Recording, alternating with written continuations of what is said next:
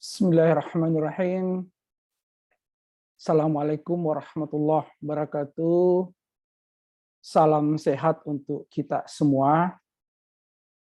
Alhamdulillah kita bersuah kembali dalam rangka membahas ya, salah satu materi dalam mata kuliah profesi kependidikan. Ini menarik ini, profesi kependidikan selalu kita angkat untuk didiskusikan karena profesi ini saya kira hal yang penting karena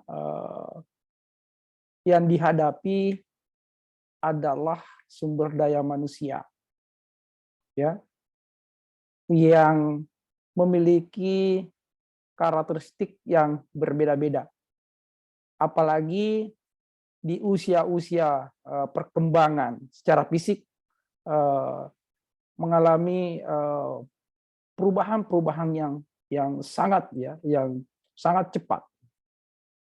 Apalagi dengan lingkungan sosial yang juga sangat berpengaruh terhadap perkembangan baik dari sisi psikologis maupun dari sisi pengaruh lingkungan, ya, pengaruh lingkungan. Kemudian bagaimana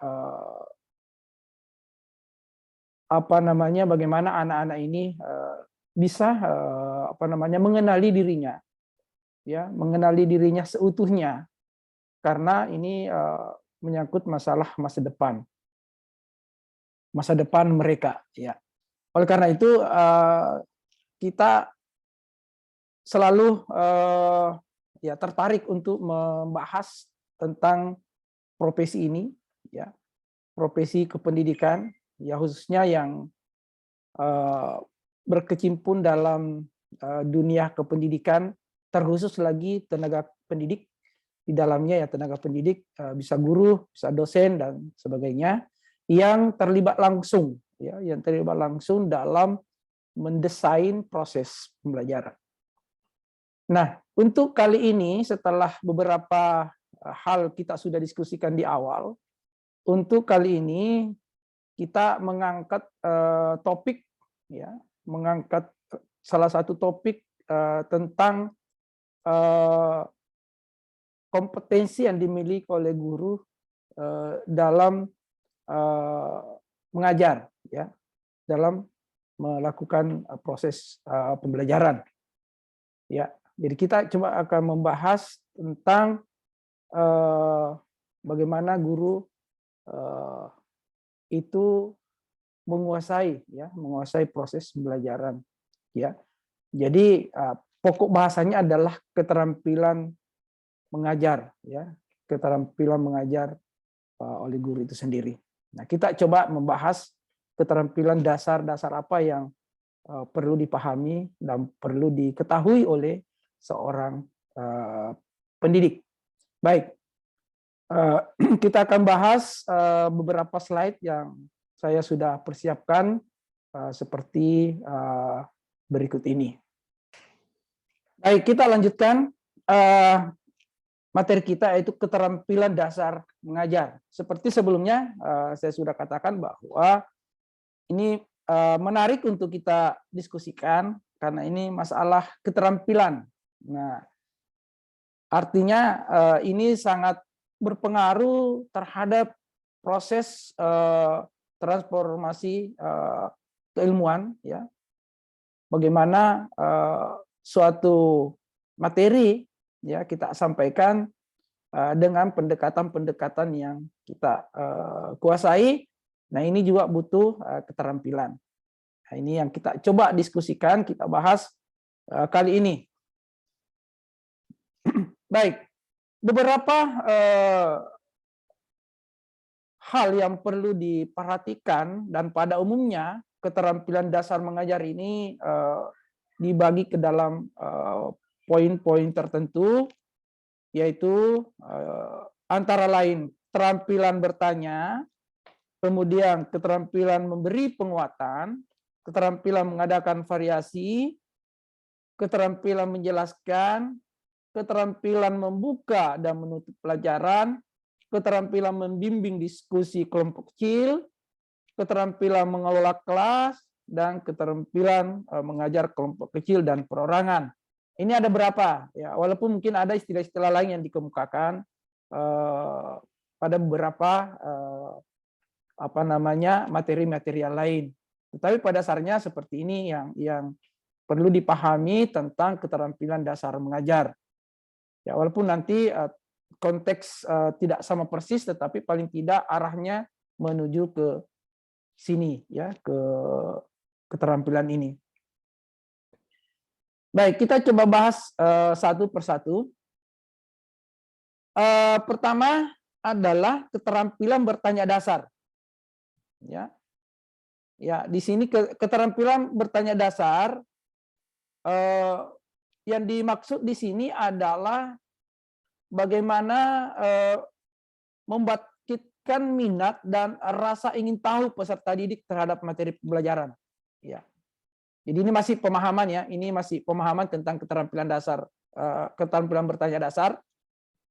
Ya. Jadi membangkitkan minat dan rasa ingin tahu peserta didik terhadap materi pelajaran. Ya. Kemudian yang kedua, memusatkan perhatian peserta didik terhadap fokus permasalahan yang sedang dibahas. Jadi bagaimana upaya kita, ya, memahami kondisi-kondisi kelas sehingga ini peserta didik dapat mempunyai atau memiliki minat, ya, minat untuk bertanya, motivasi untuk bertanya. Kemudian ketiga, meningkatkan aktivitas belajar peserta didik. Ya, tentu ya diharapkan ya aktivitas belajar peserta didik semakin meningkat, ya, dengan adanya keterampilan-keterampilan yang kita miliki tadi itu, ya. Kemudian meningkatkan kemampuan berpikir peserta didik dari kemampuan berpikir tingkat rendah ke tingkat yang lebih tinggi. Ya. Jadi meningkatkan kemampuan berpikir. Jadi prosesnya dari awal ya secara bertahap, mungkin kemampuan berpikir dari tingkat rendah kepada tingkat yang lebih tinggi. Tentu ini adalah proses. Nah, ini yang harus kita kuasai. Kemudian membantu peserta didik dalam mencapai tujuan pembelajaran yang telah disepakati. Nah, ini perlu. Jadi bagaimana membangkitkan keinginan peserta didik untuk lebih paham tentang materi yang kita berikan. Nah, bagaimana kita yang berdiri di depan kelas itu mampu membangkitkan minat peserta didik untuk bertanya. Ya, walaupun di sini katakan bertanya dasar, tetapi paling tidak ada keberanian untuk mengemukakan pendapatnya. Ada keberanian untuk bertanya hal yang belum dipahami.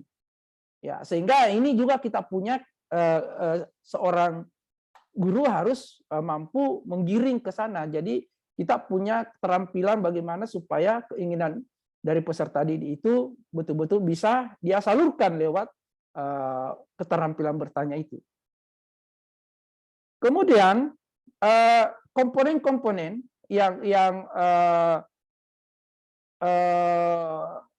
berada atau komponen-komponen yang tergolong dalam keterampilan bertanya dasar, yaitu pertanyaan yang diajukan harus jelas dan singkat. Ya. Jadi pertanyaan yang diajukan harus jelas dan singkat.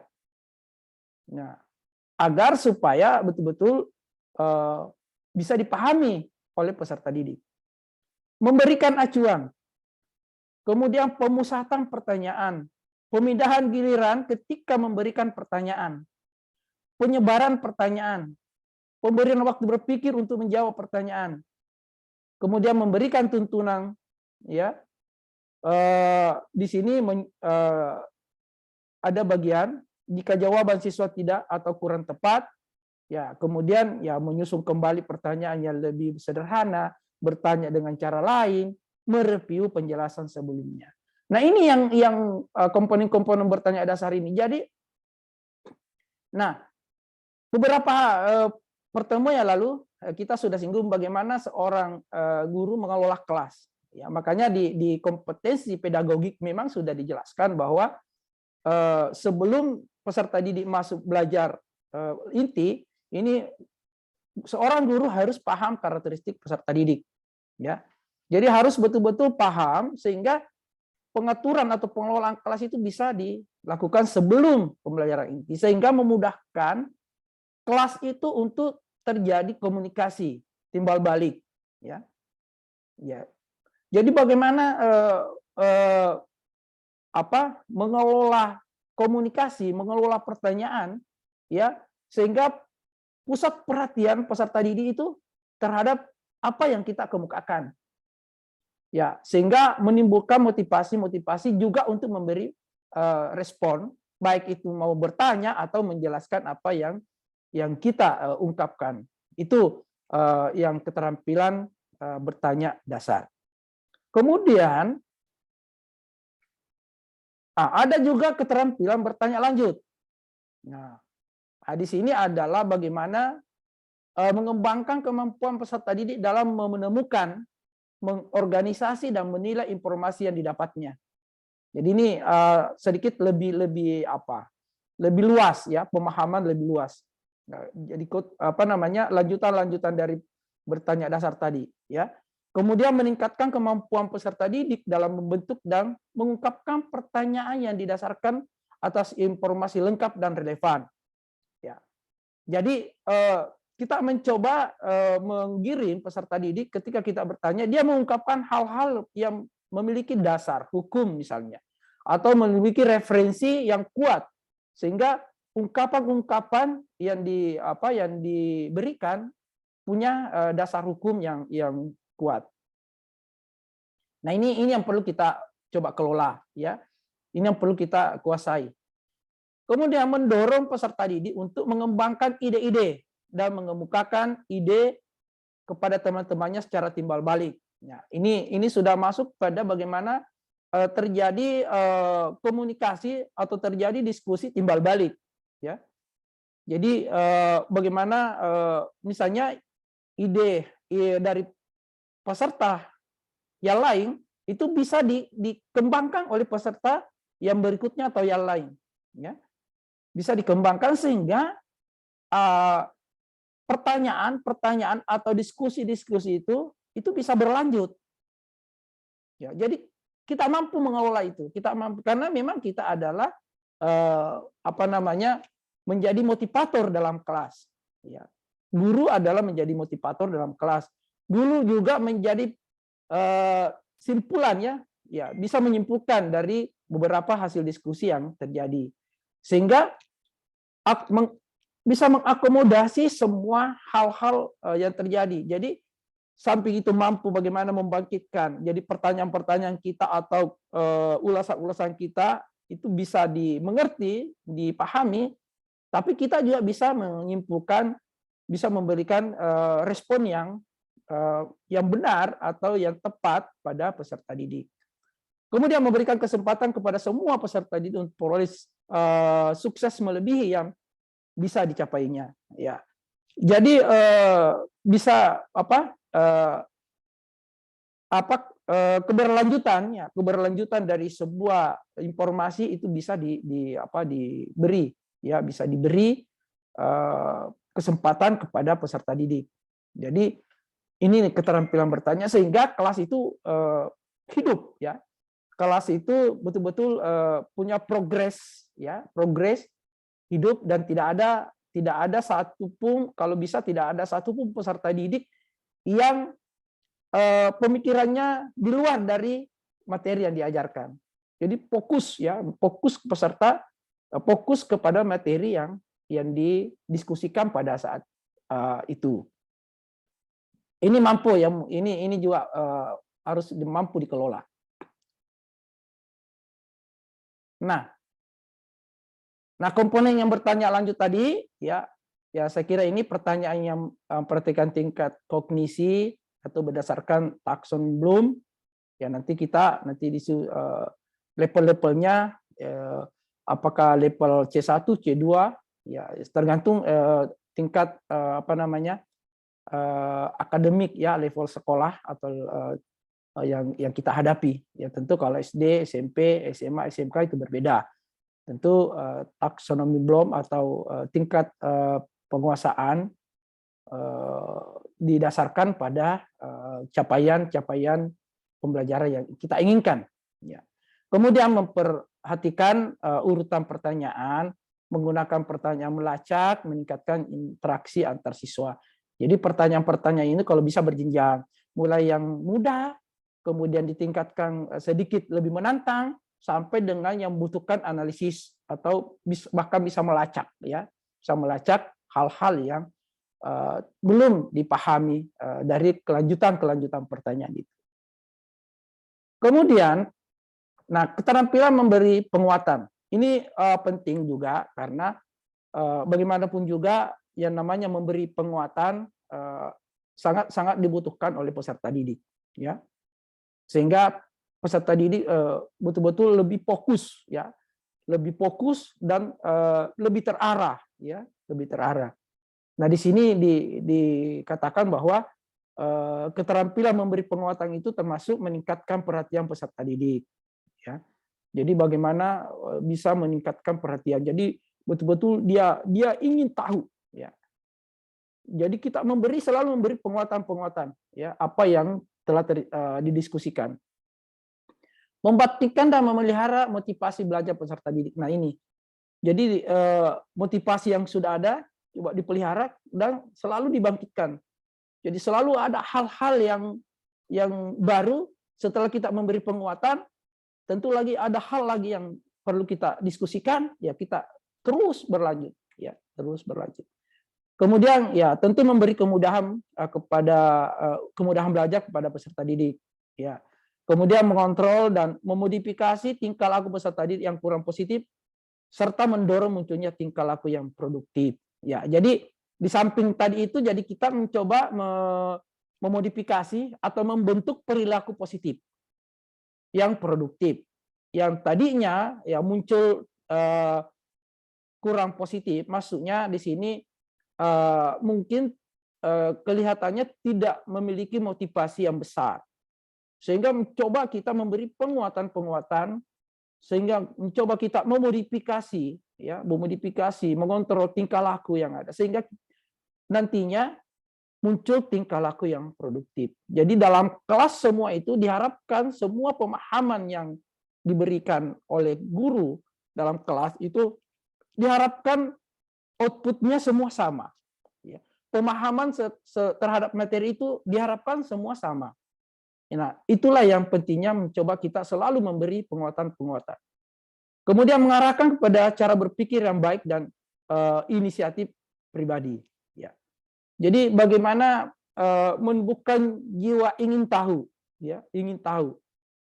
Tentu di sini memang kesiapan kita, penguasaan kita dalam memberikan informasi itu juga harus betul-betul punya dasar, ya, punya referensi yang kuat sehingga ketika kita diskusikan peserta didik bisa memahami, ya, bisa mendapatkan informasi yang baru, ya, yang baru, yang update, ya, informasi update yang terbaru sehingga dia selalu mau mengetahui hal-hal yang baru. Jadi termotivasi untuk melakukan diskusi lanjut. Ya, dulu sudah saya informasikan bahwa kalau ini yang menjadi dasar pemikiran kita, maka pastilah Anda akan dirindukan oleh peserta didik. Kemudian komponen keterampilan memberi penguatan ini ya termasuk penguatan verbal, ya, penguatan gestural. Jadi mimik, gerak badan juga itu adalah menjadi komunikasi, alat komunikasi yang bisa dipahami oleh peserta didik.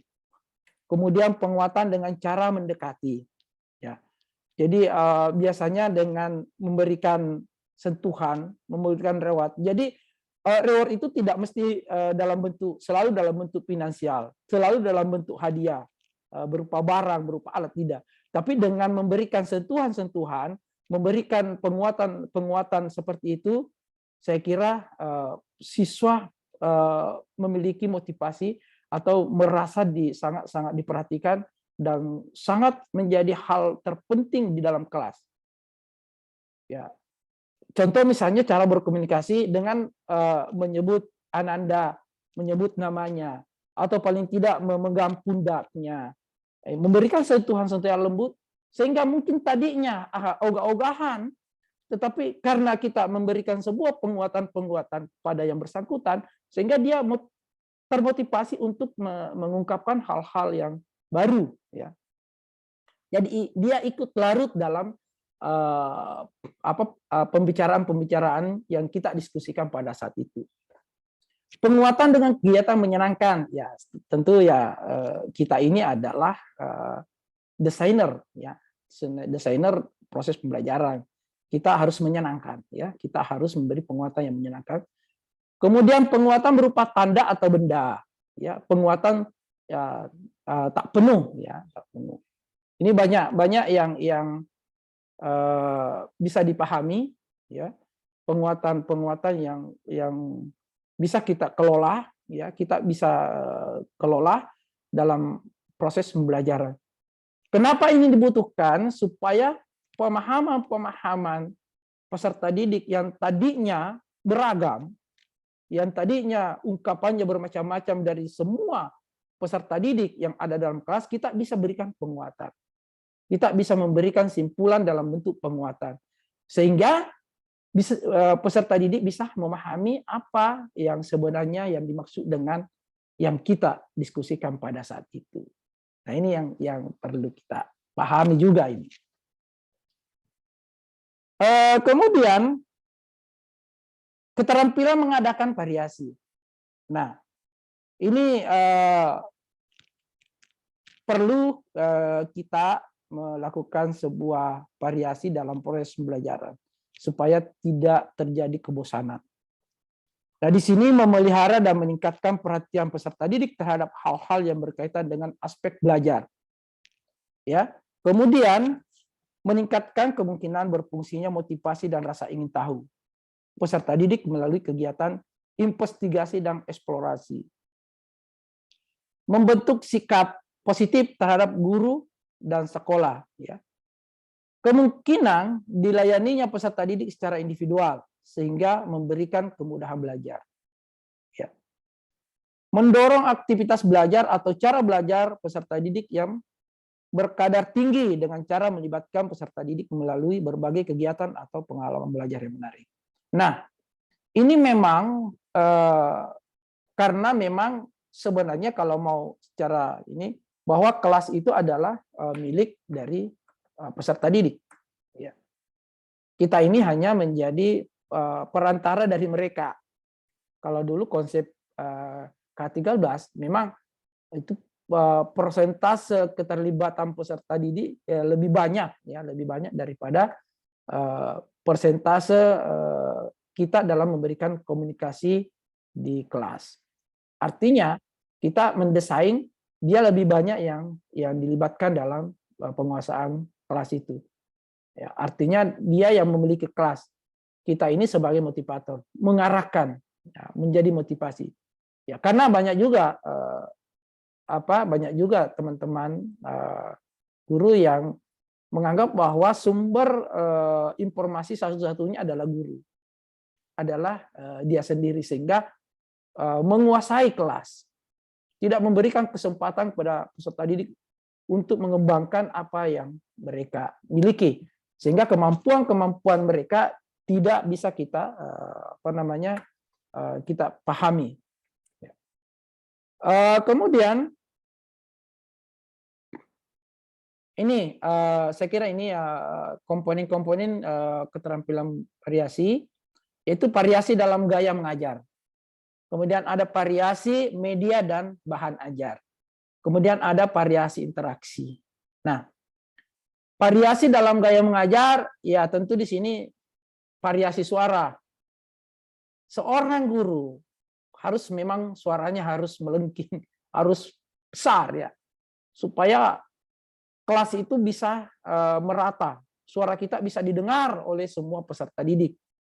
Kapan ada guru yang suaranya kecil atau tidak jelas, pastilah yang duduk di belakang kalau masih menggunakan pola konvensional, ya, dalam pengaturan kursi, pastilah ya.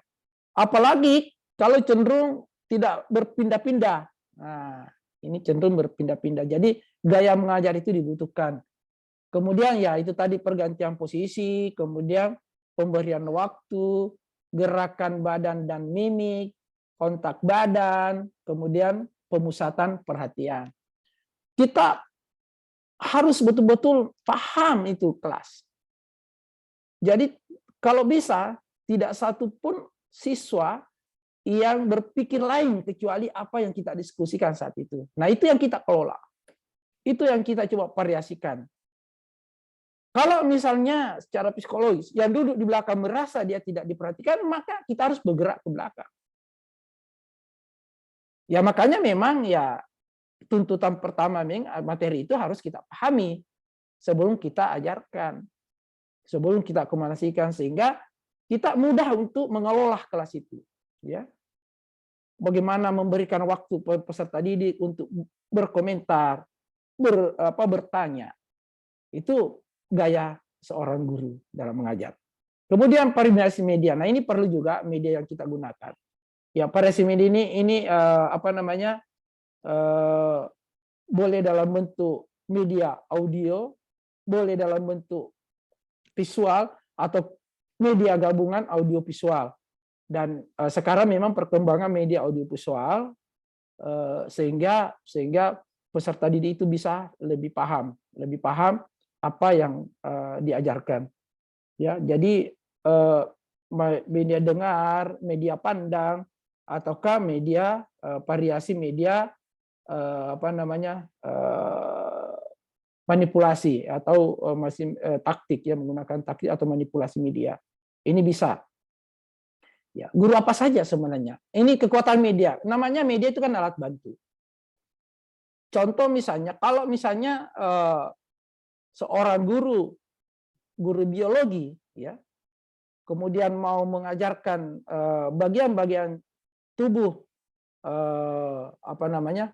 tubuh manusia, atau tidak usahlah, mungkin hewan misalnya, ya hewan yang menurut kita profesor gajah. Kalau gajah mau diterangkan, ya tidak mungkin kan gajahnya mau dibawa masuk kelas, tapi bagaimana membuat media sehingga gajah ini bisa dipahami oleh peserta didik. Itu fungsi media sangat penting dalam proses pembelajaran. Jadi variasi pembelajaran itu sangat dibutuhkan.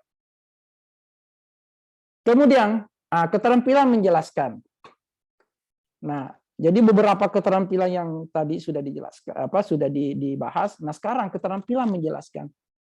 Nah, menjelaskan ini itu menyajikan informasi lisan yang diorganisasikan secara sistematis untuk menunjukkan adanya hubungan yang satu dengan yang lainnya. Jadi bagaimana kemampuan kita menjelaskan hal-hal secara terstruktur, ya. Jadi hal-hal terstruktur mulai dari yang ringan-ringan sampai penjelasan yang detail, tetapi saling berhubungan. Nah, ini yang perlu kita juga kuasai. Kemudian mengorganisasi isi pelajaran dalam urutan terencana. Jadi ada urutan-urutan terencana yang kita sudah desain sebenarnya. Jadi konsep-konsep pembelajaran yang akan diberikan itu sangat mudah dipahami nantinya, ya. Karena memang secara sistematis, ya, ada hubungan-hubungan yang kita sudah desain. Misalnya ada kompetensi, ya, yang secara teoritis dan praktek, ya. Jadi ada skill, ada keterampilan yang ingin dicapai dari kompetensi itu, tetapi harus dipahami oleh teorinya. Makanya secara sistematis harus dijelaskan, harus secara berurut. Kemudian apa tujuannya? Keterampilan menjelaskan ini adalah memberikan pengertian kemudian membuat siswa berpikir logis dan sistematis, melatih siswa mandiri dalam menentukan keputusan. Kemudian menanamkan sikap cara berpikir yang benar, melibatkan siswa dalam memecahkan masalah. Nah, ini lagi-lagi saya selalu katakan bahwa kelas itu memang kalau bisa dikatakan itu adalah milik peserta didik, milik siswa. Kita ini hanya mengarahkan kompetensi, mengarahkan potensi-potensi yang dimiliki oleh peserta didik. Tentu potensi yang dimaksud di sini adalah potensi-potensi yang pada saat itu coba kita diskusikan, topik yang kita diskusikan, coba kita mengarahkan, ya coba. Sehingga terjadi memang percakapan yang luar biasa. Sehingga memang ini kalau seperti ini yang kita kuasai, kelas itu tidak terasa waktu akan berjalan terus. Kemungkinan besar siswa masih ingin melakukan komunikasi, tetapi waktunya sudah habis misalnya. Tidak apa-apa, nanti coba kita mendesain lagi bagaimana supaya aktivitas itu bisa kita lanjutkan misalnya. Nah, keterampilan membuka dan menutup pelajaran. Ini juga perlu kita pahami. Jadi ketika kita memulai pembelajaran, kita mau menutup pembelajaran, apa yang perlu kita lakukan? Pada saat membuka ini sangat penting karena ini start awalnya ini, ya start awalnya. Kemudian bagaimana endingnya? Nah, kalau start awalnya bagus, pasti endingnya juga bagus. Tapi kalau start awalnya juga kurang dipahami oleh peserta didik, pastilah prosesnya tidak berjalan dengan baik. Endingnya atau outputnya atau pada akhirnya juga tidak sesuai dengan harapan. Itu sudah pasti. Nah, apa yang menjadi tujuan ya dari keterampilan membuka dan menutup pelajaran? Kemudian ya tujuannya adalah memotivasi, menjelaskan batas tugas, menjelaskan hubungan materi, mengetahui tingkat pemahaman. Nah, ini yang menjadi tujuan kita. Di mana itu posisinya? Apakah pada saat membuka atau pada saat menutup? Nah, coba kita lihat komponen-komponen membuka.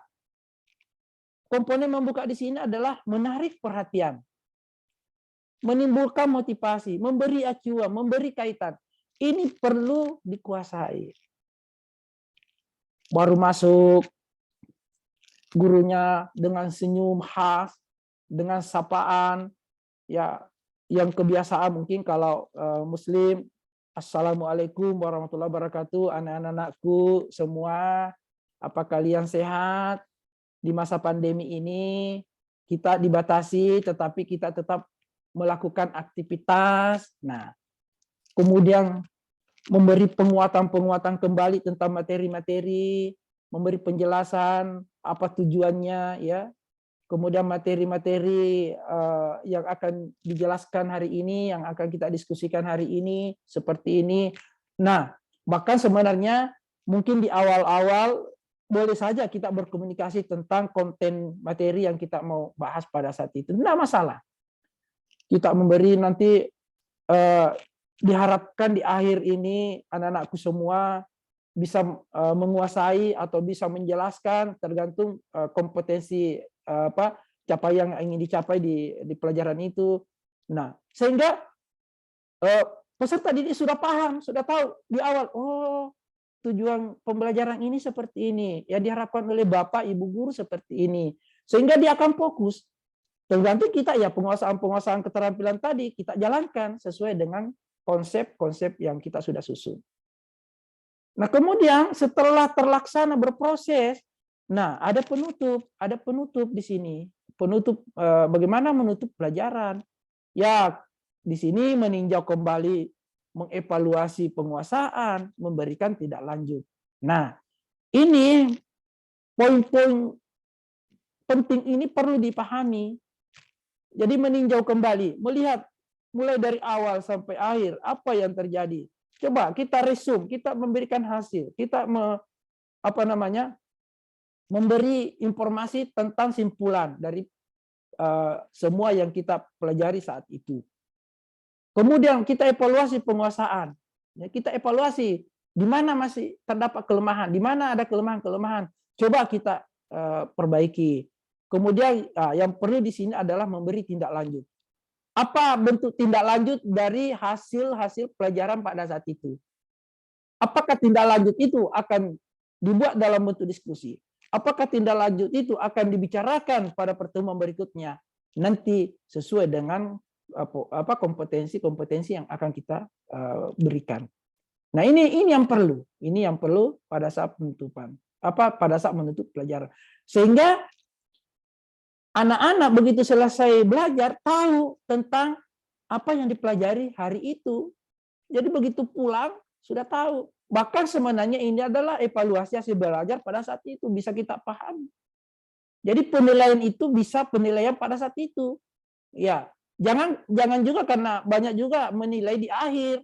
Semua nilai akhir pada saat pertemuan terakhir, misalnya ujian akhir semester, nilai pada saat itu yang betul-betul diambil. Nah, kalau pada saat itu kondisi peserta didiknya kurang sehat atau kurang fokus, bisa rendah. Karena tidak menilai setiap pertemuan, harusnya kan tetap ada penilaian setiap pertemuan. Nah, inilah bagaimana kita mengevaluasi, memberikan penilaian-penilaian di setiap pertemuan. Keterampilan memimpin diskusi kelompok kecil misalnya. Ya, saya kira ini perlu karena tadi lagi-lagi bahwa sebenarnya kelas itu bagaimana supaya melibatkan semua peserta didik. Ya, jadi bisa kita membentuk dalam kelompok kecil, misalnya pesertanya 3-9 orang. Punya tujuan atau topik yang jelas, interaksi tatap muka, ya. Kemudian berlangsung sistematis. Kemudian ya berbagi informasi, berlatih kerjasama, mengambil keputusan. Ya, jadi model-model pembelajaran perlu dipahami juga di sini untuk bagaimana menimbulkan diskusi yang benar. Diskusi yang benar itu adalah bagaimana melibatkan semua peserta didik dalam kelompok-kelompok itu. Jadi yang kalau perlu cari model-model penanya yang mereka punya tugas masing-masing secara individu walaupun dia dalam bentuk kelompok. Ada tugas-tugasnya. Jadi nanti ada beberapa model-model pembelajaran yang sintaksnya bisa kita lihat. Yang cocok tentu dengan potensi atau kompetensi yang dibicarakan atau yang dipelajari saat itu. Nah, saya kira itu tadi beberapa keterampilan mengajar dasar yang ini hanya pengantar, tetapi saya kira materi-materi seperti ini banyak yang kita banyak referensinya. Silakan kita perkaya referensi tentang ini, kemudian mencoba mengaplikasikan dalam proses pembelajaran. Ya, paling tidak pada proses mata kuliah ini kita paham dulu seperti apa keterampilan mengajar dasar itu. Nah, ujung-ujungnya kalau nanti Anda menjadi seorang pengajar sudah paham bahwa ini yang dimaksud bagaimana keterampilan mengajar tadi. Keterampilan dasar mengajar seperti ini yang perlu kita kuasai. Baik, saya kira itu banyak hal yang butuh didiskusikan lebih lanjut, dan ada pun bahan diskusi pada materi ini coba kita diskusikan lebih lanjut lagi, bahwa mengapa seorang guru harus mempunyai keterampilan dasar mengajar. Nah, ini perlu didiskusikan. Kemudian bagaimana cara menguasai keterampilan dasar mengajar. Kemudian mengapa diperlukan teknik penguasaan kelas dalam melakukan pembelajaran. Ini saya kira ini perlu didiskusi lanjut karena banyak hal mungkin yang kita dapatkan di lapangan, ya karena kita juga ini pernah belajar dalam kelas, pernah kita menjadi siswa, ya. Mungkin sekarang posisi Anda adalah posisi bagaimana memahami materi ini, tetapi paling tidak kalau ini sudah dipahami nanti juga akan dikuasai, ya, karena yang namanya keterampilan itu tidak terlepas dari pengalaman-pengalaman yang pernah kita lakukan. Secara teoritis kita paham, tapi ketika kita tidak melakukannya, ya mungkin ada hal yang belum kita temukan. Baik, saya kira itu bentuk diskusi bahan diskusi yang perlu kita diskusikan pada materi ini.